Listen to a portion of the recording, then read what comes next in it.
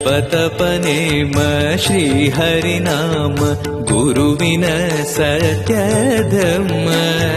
ಭಜಿ ಪರ ಭಕ್ತರ ಇಹ ಪರ ಸುಖವ ಹರಿಸುವ ಅಂತಃಕರಣ ಆತ್ಮಬಲ ನಿಮ್ಮ ಯೋಗ ಬಲ ನಾರಾಯಣ ಪಾದ ಶರಣ ಸತ್ವಗುಣ ಹರಿಸ್ಮರಣೆ ದಿನ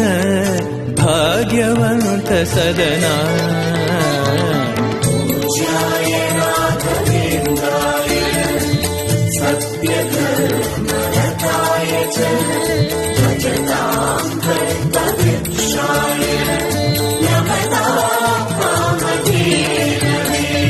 ಕರೆದರೆ ಬರುವ